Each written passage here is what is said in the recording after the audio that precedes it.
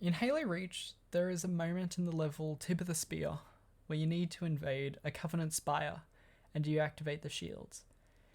It's really hard, especially on anything above normal difficulty.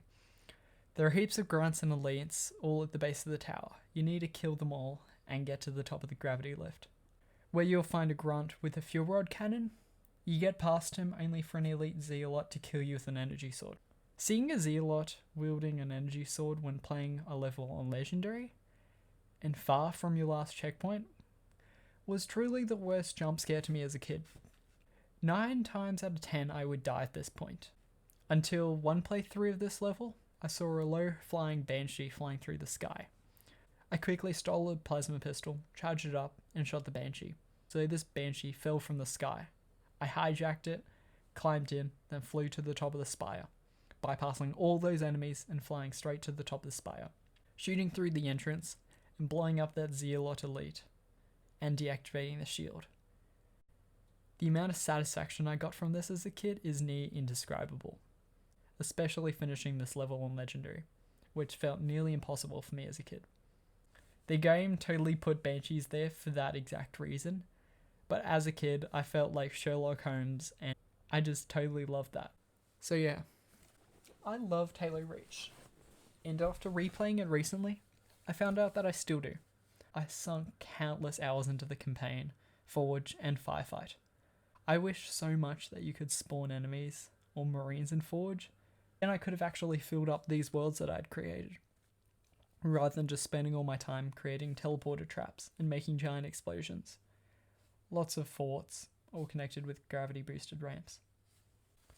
The customization is really great for your armor.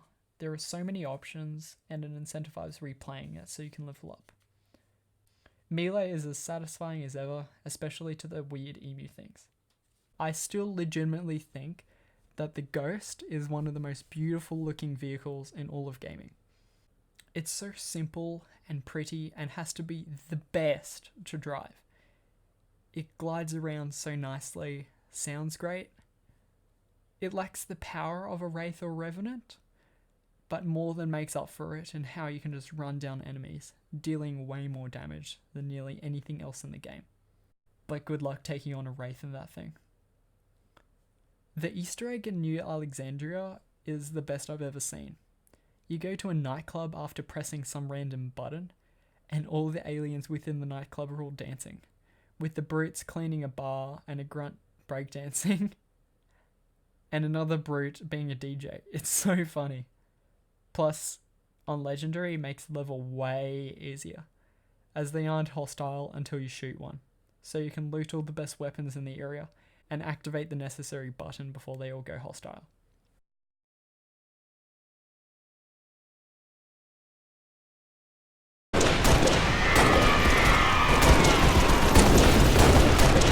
Okay, so my random points about the gameplay are now over.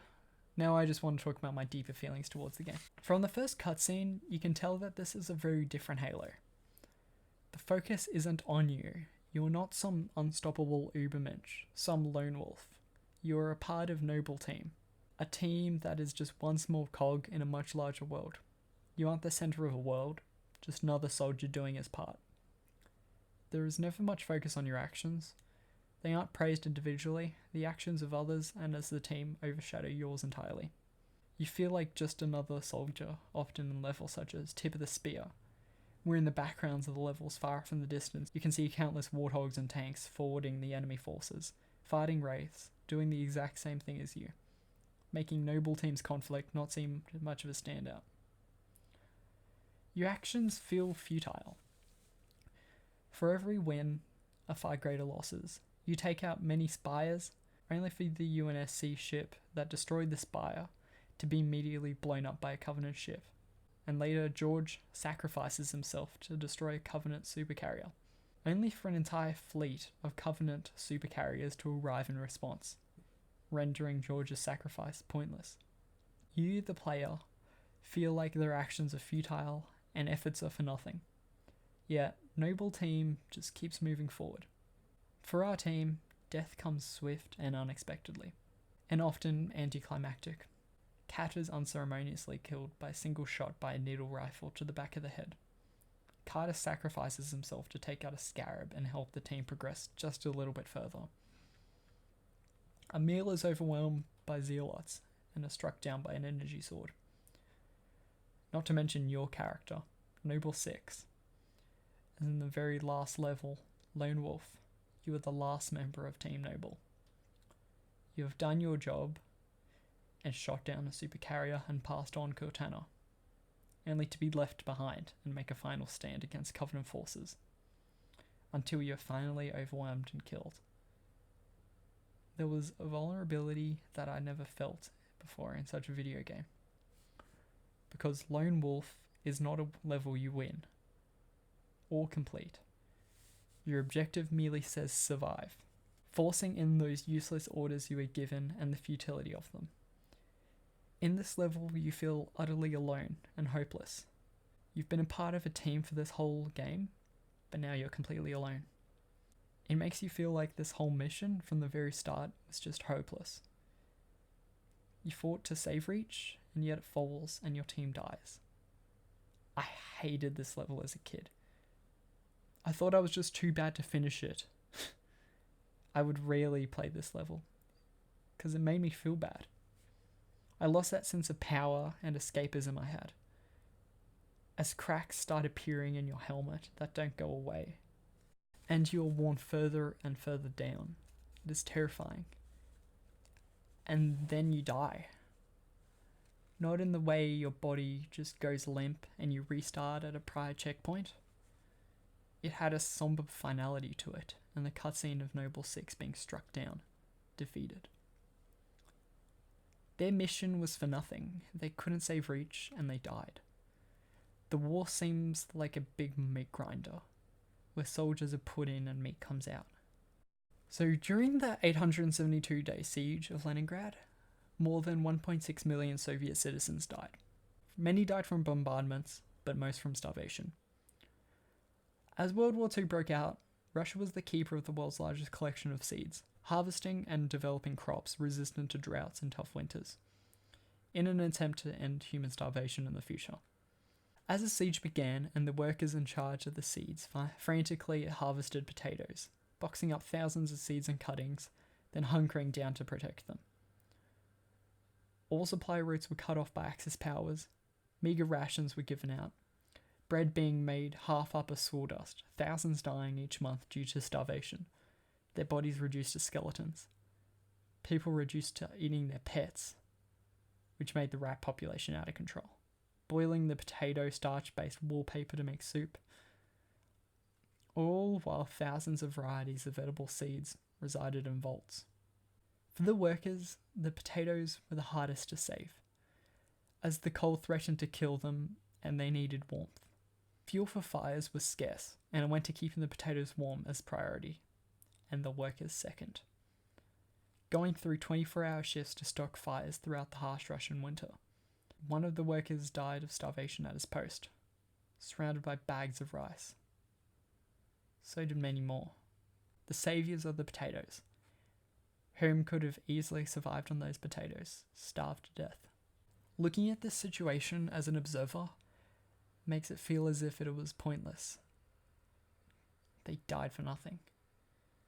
Starving to death while surrounded by food, giving your life for something that you can't even see. Sacrifice for a mission that fails. George's sacrifice, Kat's death, Carter's sacrifice, Emil's last stand, and Noble 6's last stand. All seem like deaths in vain, arriving to save Reach, yet it fell anyway. The potato saviors dying from starvation while surrounded by food. But it takes to see through the futility and witness the fruit bore from their sacrifices. To this day, descendants from those saved potatoes are used to replenish Ethiopian crops in the wake of recent famines and droughts. The same with Reach, as we see that Noble team did not die in vain. It didn't take long for Reach to fall. Our enemy was ruthless, efficient, but they weren't nearly fast enough. For you had already passed the torch, and because of you, we found Halo. unlocked its secrets, shattered our enemy's resolve.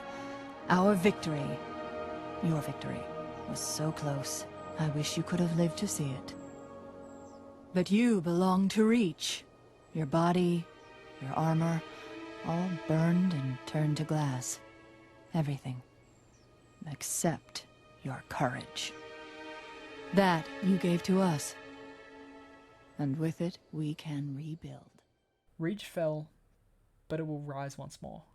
And because of what Noble Team did with passing Cortana on, turning the tide of the war for humanity's prevail.